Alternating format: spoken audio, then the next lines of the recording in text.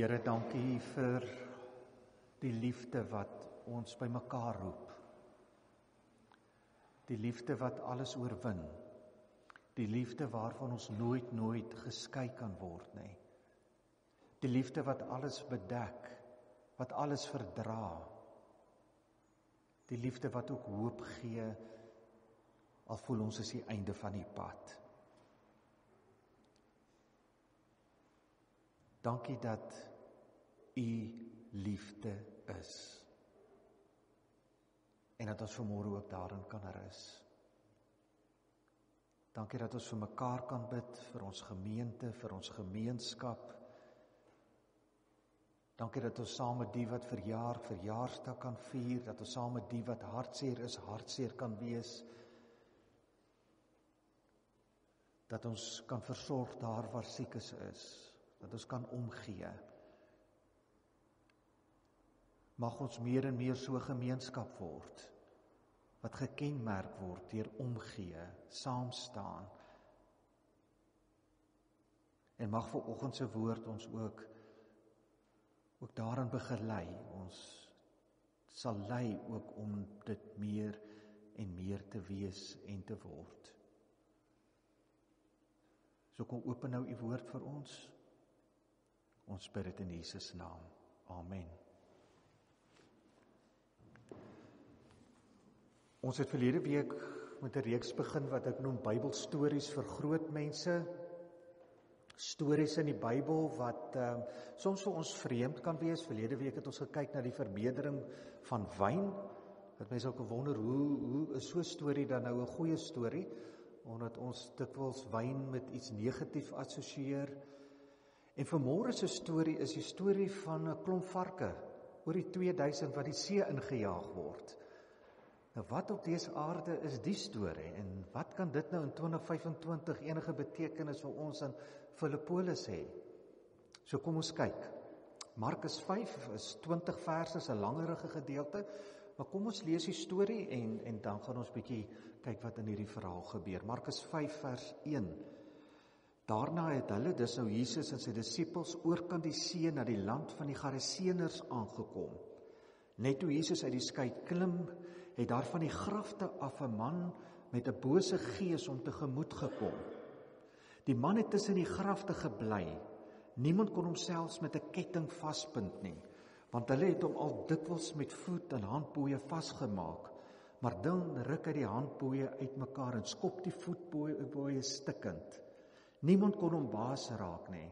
Hy was dag en nag aan die skreeu tussen die grafte en in die berge, en dan kap hy homself met klippe. Kom stop dit vir 'n oomblik hier. Dit moes darem 'n gesig gewees het. Dink nou net hier op Filippolis se begrafplaas as daar so iemand moes gewees het. Wat jy in die nagte hoor skree. Wat mense al probeer het met kettings vasbind, as jy weer sien dan hardloop hy hierdie bultjies hier rondom ons uit. Dit moes nogal 'n prentjie gewees het en wonder hoe die inwoners dit ook hanteer het. Maar dis die prentjie. Hy het Jesus al van ver af gesien, en het nader gehardloop.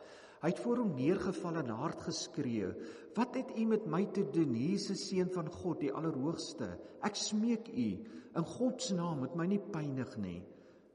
Want Jesus het vir hom gesê: "Bose gees, gaan uit die man uit." Hy het hom toe gevra: "Wat is jou naam?" "My naam is Legio," antwoord hy, "want ons is baie." Die man het hom toe ernstig gesoebat om hulle nie uit die landstreek uit te stuur nie. Daar naby teen die berg het 'n groot trop varke geloop. Die bose gees het hom toe gesmeek: "Stuur ons na die varke toe, sodat ons in hulle kan invaar." Hy het hulle dit toegelaat en het uitgegaan en in die varke ingevaar. Die hele trop van omtrent 2000 het op loop gesit teen die hang af die see in, en hulle het versuip. Nog 'n prentjie, kan jy net indink? Ons is nie nou by die see nie, maar as jy nou dink, as jy hier nou agter hierdie koppe see was, en daai klomp varke nou met bose gees en hulle teen daai berg afhardloop tot in die see in. Nog 'n prentjie. Hulle wagters het weggehardloop en dit in die dorp op die plase gaan vertel. Die mense het kom kyk wat daar gebeur het. En toe hulle by Jesus kom en die besetene en wie die baie geeste was, daar sien met sy klere aan en by sy volle verstand, het hulle groot geskrik. Die wat alles gesien het, het vir hulle vertel wat met die besetene gebeur het en ook van die varke. Hulle het toe by Jesus daarop aangedring om uit hulle gebied uit weg te gaan. Toe Jesus uit die skei klim, het die man wat die duiwel besete was by hom daarop aangedring om saam met hom te gaan. Jesus het hom dit egter nie toegelaat nie, maar vir hom gesê, gaan na jou huis toe, na jou mense toe, en gaan vertel vir hulle wat die Here alles vir julle gedoen het, en vir jou gedoen het, en dat hy jou jammer gekry het. Hy het toe gegaan en deur die hele Decapolis, die Decapolis was 10 Griekse stede in daai streek, begin bekend maak wat Jesus alles vir hom gedoen het. Almal was verbaas daaroor. Nou ja, dis die verhaal van die besetene van Gerasa, soos Markus het vertel. Ons ken dit al beter as die besetene van Gadara uit die Matteus verhaal met dieselfde storie. Wat 'n dramatiese verhaal. Dramatiese verstelling van genesing. 'n Man wat soos 'n besetene tussen die grafte rondhardloop. En dan 'n trop varke, meer as 2000 vir die see inhardloop met hierdie gees nou in hulle. En dan die herstel, die genesing. 'n Wonderwerk van Jesus wat sy mag oor die bose wys. En ja, ons kan sê die storie is alles waar, dit het so gebeur. Maar kom ons vra nou eerlik. So what? Wat sê dit vir ons hier in Filippolis in 2025? Hoe help dit ons vanoggend om te weet dat meer as 2000 jaar terug het Jesus klomp geeste in 'n varke ingejaag en so 'n man bevry? As ek nou sê amen, sê jy voel dit was die moeite werd en jong, ek is nou bemoedig, ek verstaan nou beter, ek kan nou huis toe gaan. Wat 'n wonderlike boodskap. Daarom wil ek hê ons moet vanmôre dalk bietjie met 'n ander hoek na die verhaal kyk. Dalk vanuit 'n ander perspektief. En dis maar net 'n hoek, dis maar net 'n perspektief, dis maar net een van die maniere hoe ons na die verhaal kan kyk. Dis nie die manier nie. Maar kom ons gee dit 'n kans. Sien julle kans daarvoor? Kom ons kyk. Wat daarvan as hierdie verhaal nie alleen gaan oor een man wat genees moet word nie. Wat daarvan as hierdie verhaal eintlik gaan oor 'n hele gemeenskap? 'n Hele gemeenskap wat leef in vrees, in trauma, in pyn en skuld. Wat daarvan as hierdie man wat daar tussen die grafte rondhardloop en op sy eie is, nie net op sy eie eenkant siek is nie, maar dat hy eintlik die hele gemeenskap se pyn en wond en seer in hom dra. Want luister mooi, toe hierdie verhaal afgespeel het, was mense onder geweldige druk van die Romeinse regering, die Romeinse ryk. En hierdie Geraseners was ook onder die Romeinse ryk. Hulle godsdiens, hulle menswees was ook elke oomblik van elke dag onder druk. En hulle moes kompromieë aangaan om te oorleef. 'n Jood sal nie aan 'n vark raak nie, maar waarmee boer hulle? Met varke, hoekom? Om die behoefte van die Romeinse soldate vir varkvleis te voorsien. En daarom maak hulle hierdie kompromie net om aan die lewe te bly. Elke dag was vir hulle oorlewingsstryd. En elke nuwe dag was eintlik maar net 'n bietjie swaarder as gister. En soos dit in 'n gemeenskap gaan wat swaar kry, en soos dit met ons gaan wanneer ons swaar kry, wanneer ons onder druk is.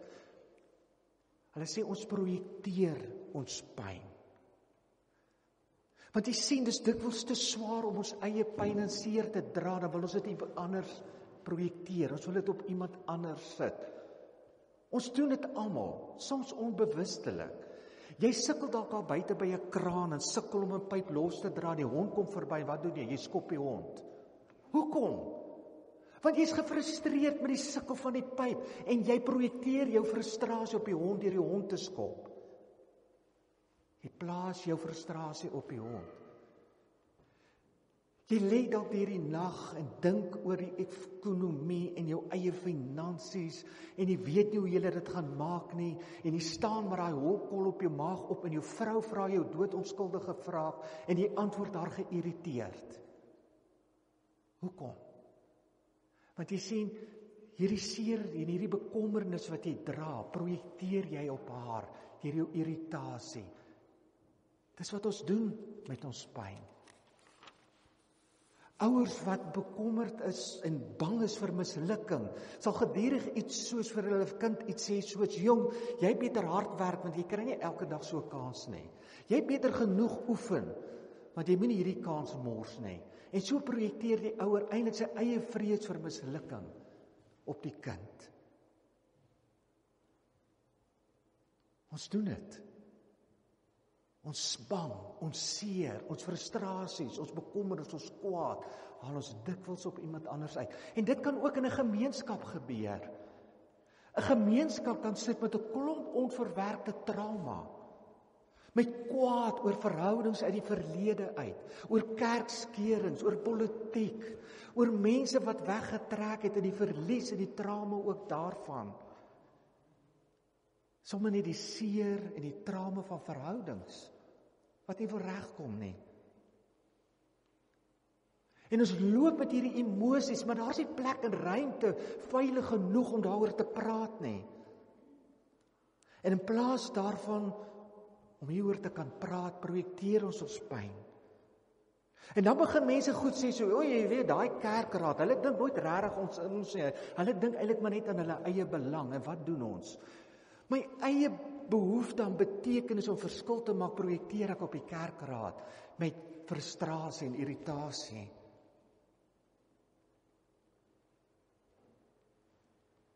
Of jy kan iemand hoor wat sê, jy weet ons in hierdie dorp hou mense hulle wrokke vir altyd.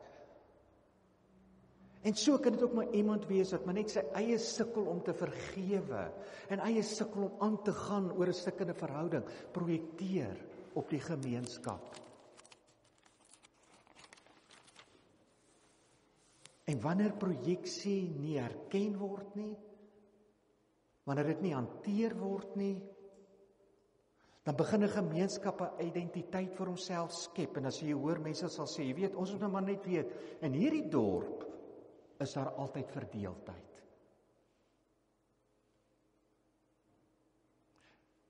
En soos mense in 'n selfgeskepte waarheid begin leef, van hierdie dorp is altyd maar net verdeeldheid, begin mense met agterdog teenoor mekaar leef.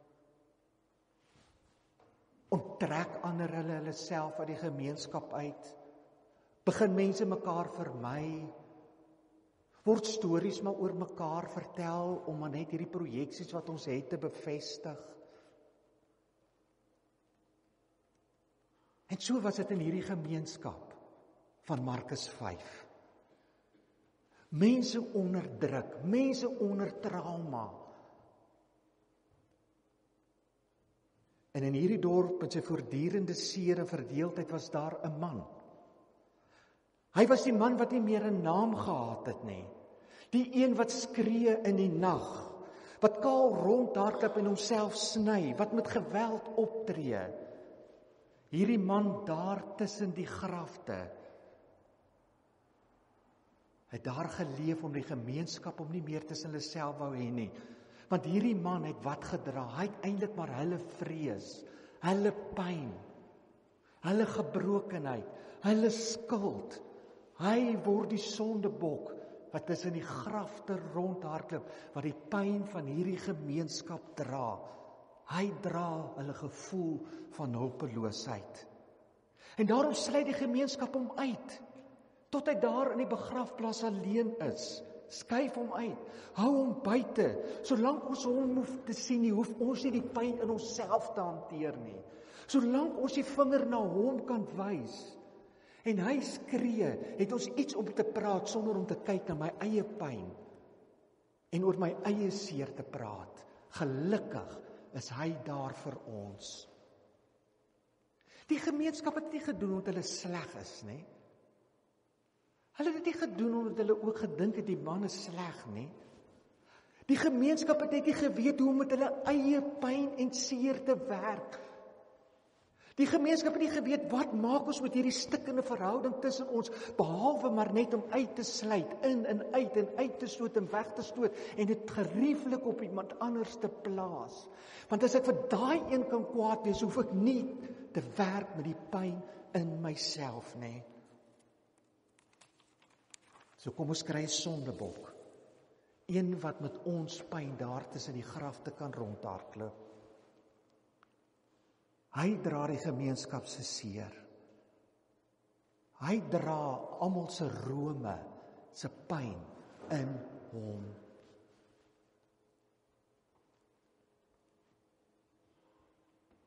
En dan kom Jesus. Want Jesus is nie net in Galilea se kant, by die Jode in Israel nie. Hy kom oor die see, ook nie Gerasene se kant toe, na die onrein kant toe, na die plek waar mense kaal in 'n begrafplaas rondhardloop. In 'n klein dorpie met sy stikkende en gebroke verhoudings, wat iewers in 'n man in 'n begrafplaas weggebêre word. En wat doen Jesus as hy hierdie gemeenskap binnekom? Hy gaan reguit na waar die pyn in die gemeenskap lê. Daar in die grafte van die begrafplaas. Jesus hardloop nie weg nie. Hy kyk nie weg nie. Hy probeer nie met sagte woordjies, spirituele sinnetjies, die seer in die gemeenskap en die pyn in die gemeenskap wegdraai en toedraai en wegsteek nie. Hy vra vir die man, wat is jou naam? En die antwoord, Legio, want ons is baie. En hierdie naam sny soos 'n mes deur die gemeenskap, want Legio was ook die naam van die bataljon van die Romeinse soldate, mag van 6000 soldate, daai bataljon, wat hierdie dorpies getuiser het bekend gestaan as die legioen.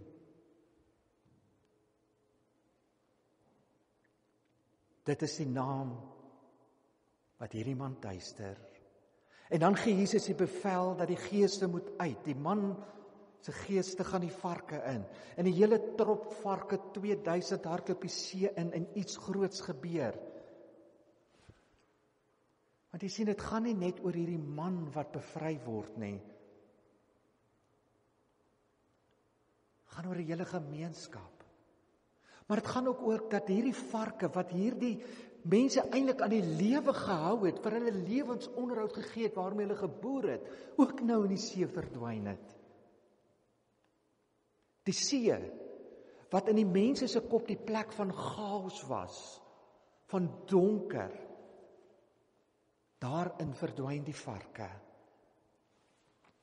En die gemeenskap wonder, is dit dalk die begin van die einde van die Romeinse ryk?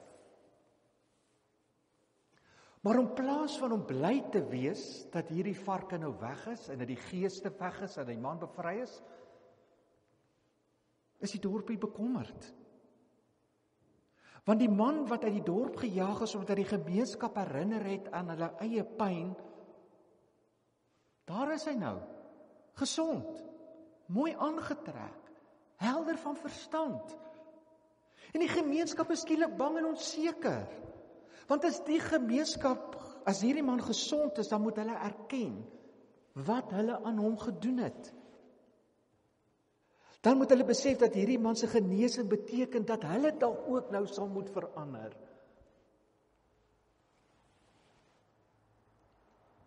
Nou sal hulle eie pyn in die oë moet kyk. Maar dis te moeilik. Dis makliker om eerder te sê Jesus gaan weg.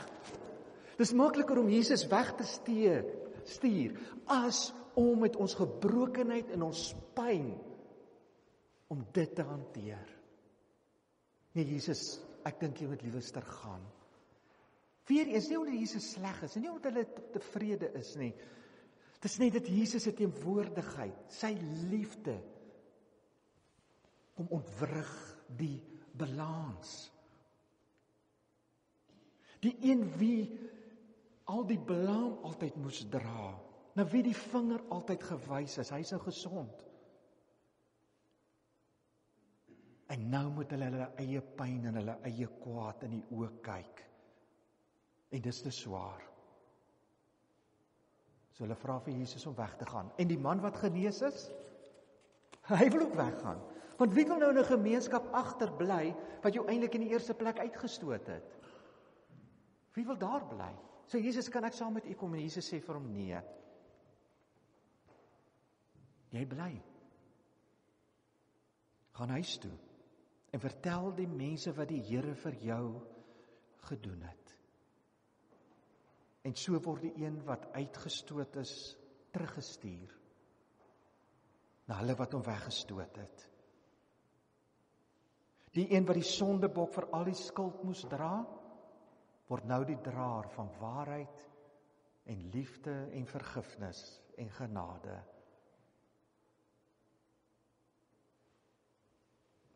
Liewe gemeente, hierdie is nie net 'n verhaal van 'n besetene 2000 jaar terug in 'n dorpie met die naam van Gerasea nie, Genesaret nie. Hier is ook 'n verhaal van 'n gemeenskap in 2025 wat ook onderdruk is. 'n Gemeenskap soos Filippolis. 'n Gemeenskap wat ook nie altyd weet wat om in die pyn en skuld en seer van gebroke verhoudinge tussen mekaar te maak nie. 'n Gemeenskap waar dit ook gerieflik en maklik is om altyd maar die vinger na iemand te wys, want dit is maklik oor te praat oor wat hulle verkeerd te doen, as om na my eie seer en my eie pyn te kyk.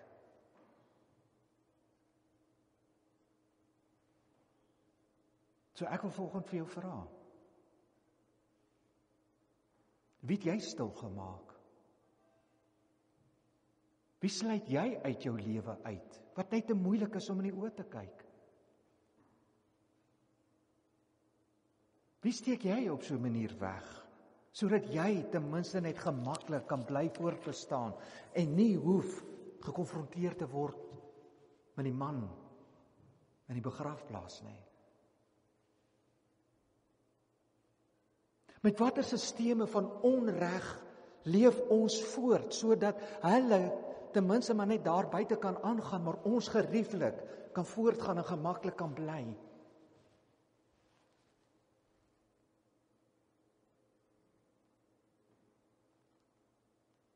En as Jesus vanoggend in ons dorp sou inkom, waar sou hy eers gestop het? Waar sou hy gestop het om die een of hulle te ontmoet wat uit die gemeenskap gesluit is?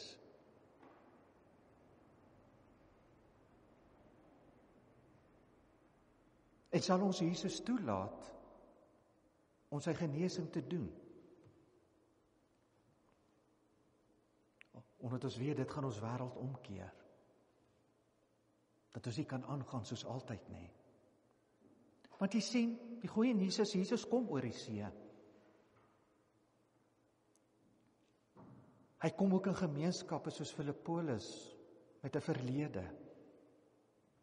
Hy kom juis na plekke van pyn en seer en verlies en onvergewensgesindheid en kwaad en wrokke.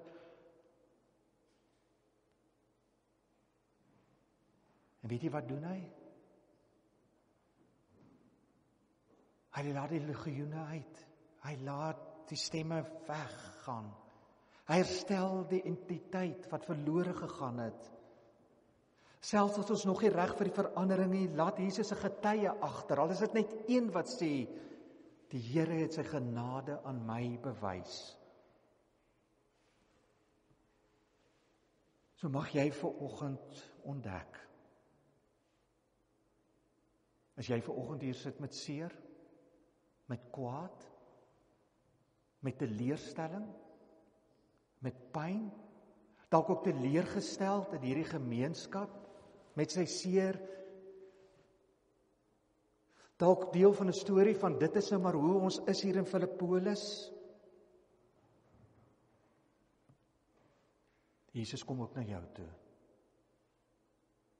En jy word geroep om nie weg te kruip nie,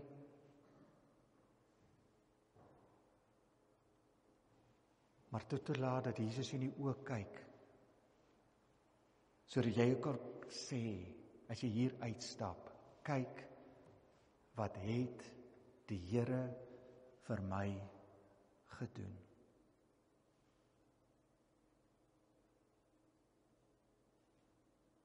Amen.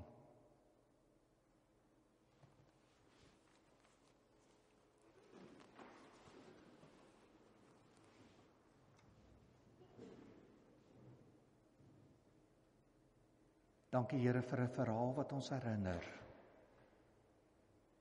dat U juis gekom het om gemeenskappe gesond te maak, om ons te kom bevry van ons sondebokteologie, om ons te kom bevry van ons projeksies, om altyd iemand anders die blame en die skuld te gee.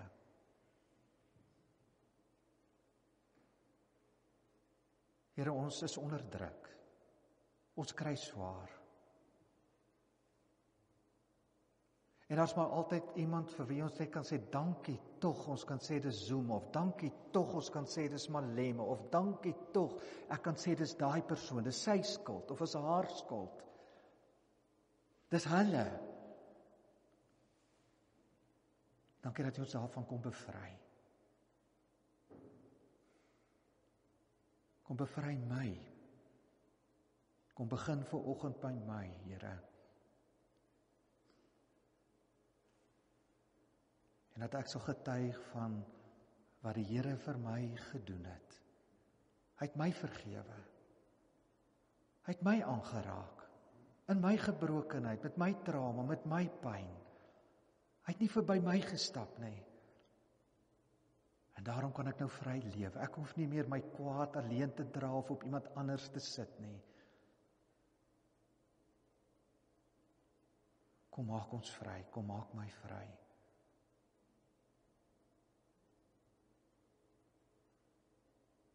Kom maak ons gemeenskap vry.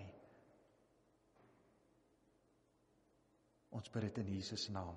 Amen. Kom ons dien die Here met ons offergawes.